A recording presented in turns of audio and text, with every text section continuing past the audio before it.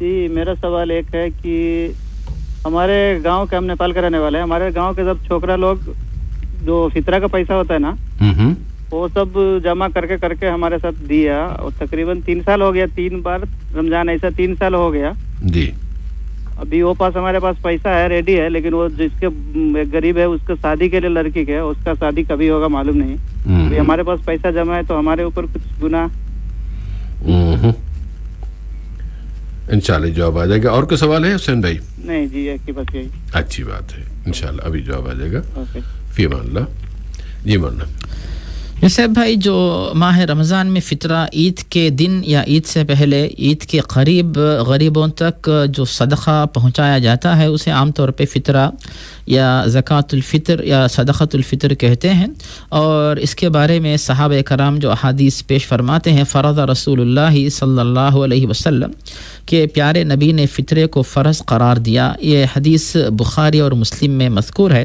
اور اسی طرح عبداللہ بن عمر سے بخاری کی جو حدیث مروی ہے اس کے الفاظ ہیں کہ امر بزکوٰۃ الفطر ان تؤدى قبل خروج الناس الى الصلاة فمن اداها قبل الصلاة فانما هي زکاة مقبولة ومن اداها بعد الصلاة فانما هي صدقة من الصدقات.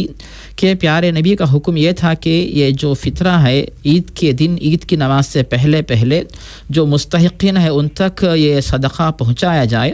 اگر کوئی شخص عید کی نماز سے پہلے یہ فطرہ پہنچاتا ہے تو اس فطرے کا ثواب اس کو ملے گا، اور جو شخص عید کے بعد ادا کرتا ہے تو وہ ایک عام صدقے کے طور پہ اس کی فضیلت گھٹ جائے گی، لیکن وہ صدقہ معاف نہیں ہوگا.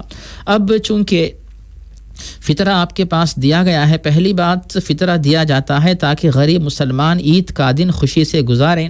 مالدار حضرات عید کے دن جو مزیدار کھانے اپنے گھروں میں بناتے ہیں ویسا انتظام غریب مسلمانوں کے گھروں میں بھی ہو جائے. اصل مقصد فطرے کا یہ ہوتا ہے.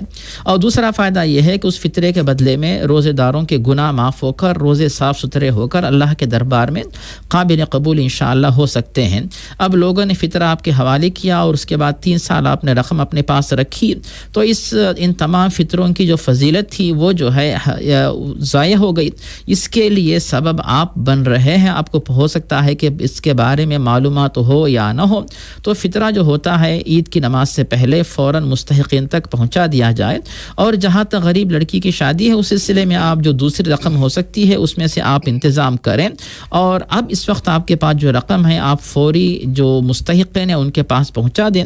اور اگر آپ اسی غریب فیملی جو جس لڑکی کی شادی کے بارے میں آپ کہنا چاہتے ہیں اگر انہی کے پاس اگر آپ روانہ کر دیتے تو کم از کم جو ہے اس کی فضیلت وہ فطرہ دینے والوں کو حاصل ہو سکتی تھی.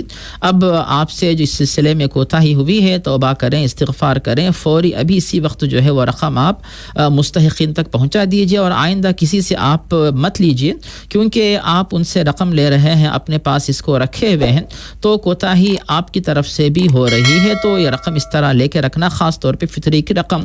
اسی طرح زکوٰۃ کی رقم آنے والا یعنی دوسرا سال آنے تک کسی سے لے کر اپنے پاس چھپا کے رکھنا تاکہ ضرورت پیش آنے پر دے دیں گے. تو اس طرح جو تاخیر ہوتی ہے اس سے ہو سکتا ہے کہ تاخیر کرنے والا گنہگار ہو، اس کی فضیلت جو ہے وہ گھٹ جائے، ختم ہو جائے.